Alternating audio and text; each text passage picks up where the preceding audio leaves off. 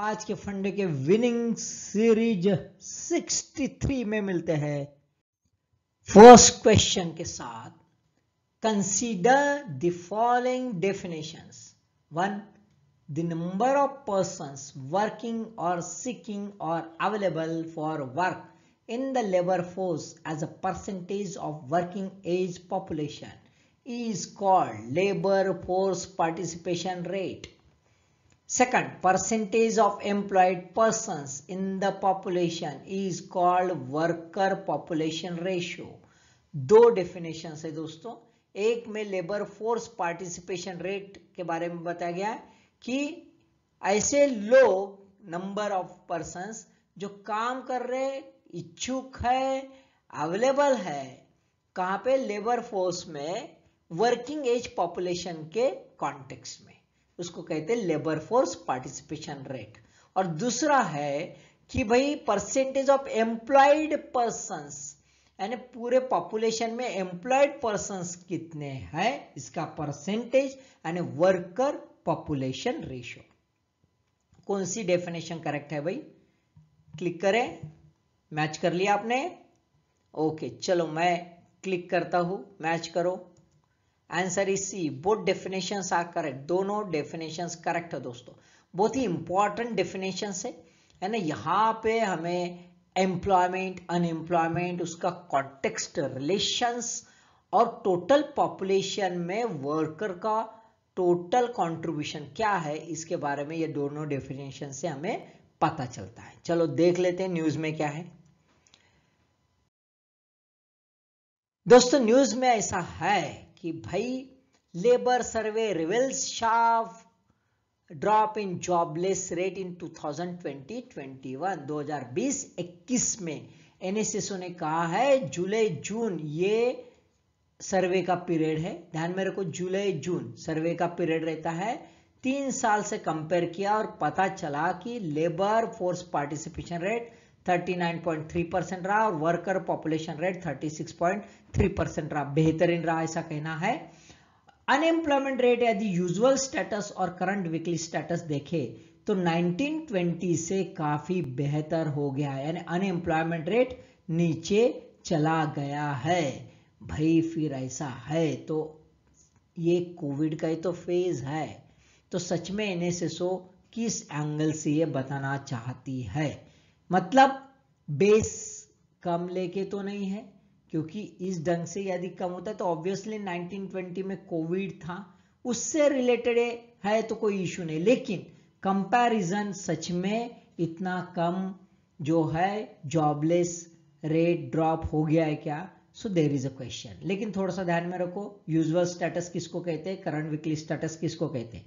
Reference period of last 365 days preceding the survey is usual status और current weekly status reference period of 1 week, यानी current weekly status. Current weekly status ये जो है 7.5% दिखा रहा है। Second question, which countries is or are not a member of I2U2 a new geostrategic group? कौन सी country member नहीं है भाई I2U2 में? Ireland, Iceland, Ukraine, United Kingdom. Answer click करूं? ओके, करेक्ट कोड आपको चूज करना है। मैं क्लिक कर रहा हूं। Answer is D, 1, 2, 3 and 4। भाई सभी नहीं है? ओहो, ये कुछ भी नहीं है। ये तो दिख रहा है, ये भी आई दिख रहा है, ये भी आई दिख रहा है, ये भी यू दिख रहा है, ये भी ये नहीं है। ओके चलो ठीक है, all 4 are not member of I2U2। News में क्या है देख लेते हैं। न्यूज में ऐसा है, इंडिया, इजराइल, यूएस, यूएई। कौन है भाई?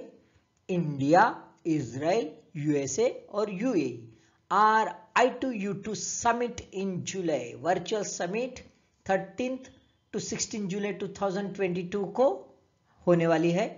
अक्टूबर 2021 को फॉरेन मिनिस्टर की मीटिंग हो गई। अभी हेड ऑफ सभी हेड की हो रही, तो ये एक ग्रुप बन गया है भाई, है ना। पहले इसको कहते थे international forum for economic cooperation, अभी इसको क्या कहते हैं, I2U2 ग्रुप, है ना। अब खास बात है कि इजराइल के अगल बगल के जो अरेबियन कंट्रीज है उनका अब्राम अकॉर्ड के बाद एक नॉर्मलाइजेशन और रिजुनेवेशन हो रहा है उनके रिलेशन में, और इसी वजह से ये ग्रुप का रोल काफी अहम रहने वाला है। थर्ड क्वेश्चन, हंस आइलैंड। हंस island, one located in the Arctic region to claim by Canada and USA, 3 found large storage of shale gas।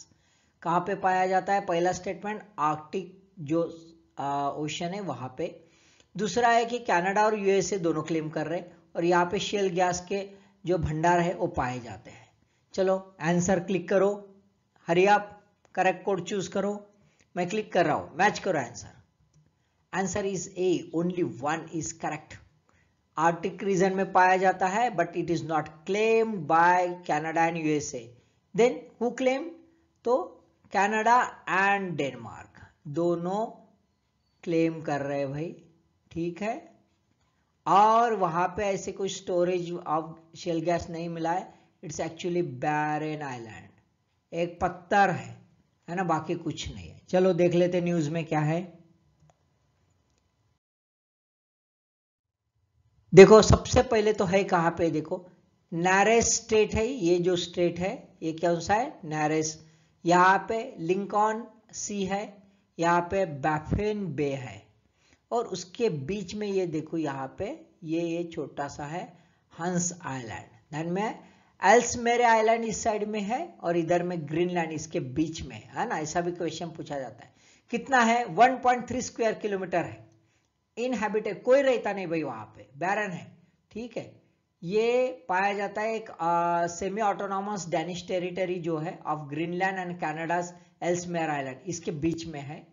Pseudo confrontation था, खास बात है, सूडो कॉन्फ्रंटेशन था 1984 से, और इसीलिए इसको यहाँ पे एक पॉपुलर वॉर का नाम दिया है, called as a whisky war. Whisky war in the sense यहाँ पे कुछ नहीं, एक धंधा करते थे कि भाई एक बार कनाडा वाले चले जाते थे, वहां पे अपना फ्लैग लगा देते थे और अपनी विस्की वोडका की जो बॉटल है छोड़ जाते थे, फिर इधर डेनमार्क के आएंगे, वो फ्लैग लगाएंगे, एक विस्की की बॉटल। इन द सेंस ये धंधा शुरू कर दिया था कि क्लेम करने के लिए, कोई झगड़ा नहीं हुआ, कोई वॉर नहीं, हम बहुत ही बढ़िया मस्त रहा, इसलिए सूडो कॉन्फ्रंटेशन, ठीक है। बोथ कंट्रीज अभी दोनों एग्री कर दिए कि भाई ऐसा करते हैं कि ये एक बैरन आइलैंड है, बैरन आइलैंड को एक बीच में ऐसी जो है इमेजिनरी लकीर मार देते हैं और एक्सेप्ट कर लेते हैं कि भाई कनाडा की टेरिटोरी जो रहेंगी और नुवाउट ये साइड में, और डैनिश टेरिटोरी जो है ये ग्रीनलैंड के साइड में इस टाइप से रहेगा। Fourth question, world largest green hydrogen ecosystem is going to build in the, दुनिया की सबसे बड़ी green hydrogen ecosystem, plant ecosystem यानी प्लांट का एक zone, okay, is going to build in Thar desert, Kutch region, Coromandel coast, Andaman and Nicobar island. Match करो answer, okay, hurry up जल्दी, single line है, ओके, मैं क्लिक कर रहा हूं। Answer is B, Kutch region. Kutch region में ग्रीन हाइड्रोजन इकोसिस्टम बिल्डअप होने जा रही, दुनिया की सबसे बड़ी। न्यूज क्या है देख लेते हैं। ओहो, न्यूज में हमारे अडानी भाई दिख रहे हैं, है ना, Hasmukh Adani green hydrogen unit, France Total to buy 25% stake, है ना। Adani new industries limited Anil, a unit of Adani enterprises limited tied up with the French energy major Total energy. कौन सी कंपनी है, Total energy. Joint venture invest करने वाले हैं $50 billion आने वाले 10 साल में, जो green hydrogen ecosystem Kutch region में एस्टैब्लिश करने वाले। प्राइमरी फेज में कैपेसिटी रहेंगी 1 मिलियन टन पर एनम, है ना। कहां पे होगा, मुंद्रा, वैसे मुंद्रा में पोर्ट भी है इनका, है ना, before 2030। Fifth question, recently which state और union territory made compulsory or mandatory 48 hours acclimatization for a tourist due to high incidence of death because of high altitude complications. ऐसा कौन सा राज्य या केंद्र शासित प्रदेश है जिसने एक एक्लेमेटाइजेशन यानी एलिवेशन पर जाने के पहले एक उसकी आदत करने के लिए एक टप्पे धीरे धीरे लेके जाते हैं, that is the acclimatization programme. वो 48 आवर्स का एक रख दिया गया टूरिस्ट के लिए. क्यों? तो भाई इतने में बहुत ज्यादा डेथ हो गई थी. ऐसा कौन सा स्टेट या यूनियन टेरिटोरी है? A Uttarakhand, B Sikkim, C Jammu Kashmir and D Ladakh. Answer बताइए. ओके क्लिक करूं मैं? ओके चलो आप मैच करो. Answer is D Ladakh. Ladakh ऐसी यूनियन टेरिटोरी है रिसेंटली जहां पे बहुत ज्यादा डेथ हो गई थी, यानी 2 महीने में बहुत ज्यादा डेथ दिख रही थी, तो उन्होंने ये एक्लेमेटाइजेशन प्रोग्राम कंपलसरी कर दिया गया. The news my friends, tourist deaths per acclimatization order, 11 tourist death in less than 2 months. तो इसलिए लद्दाख ऑटोनॉमस हिल डेवलपमेंट काउंसिल जो LADHDC इसने मैंडेटरी कर दिया गया है. अभी होता क्या है कि लेह के लिए एयर सर्विस है, लोग डायरेक्ट एयर ट्रैवल करते हैं, तो इनको कहीं मौका नहीं मिलता, अपॉर्चुनिटी नहीं मिलती है ना. लेकिन जो बाय रोड जाते हैं है ना, बाय रोड जाते हैं तो धीरे धीरे धीरे धीरे एलिवेशन में चले जाते हैं. ऑब्वियसली धीरे धीरे जा रहे हैं तो उनको आदत हो रही. लेकिन बाय प्लेन यदि आप जा रहे हो सीधा यहाँ पे तो आपको आदत नहीं होती और इसी वजह से ज्यादा प्रॉब्लम आ रहा है. लद्दाख में इतने में बहुत ज्यादा टूरिज्म बढ़ रहा है. सो दोस्तों 5 क्वेश्चंस के फंडे समझ लो, डाटा समझ लो और अच्छे से पढ़ाई करो. All the best.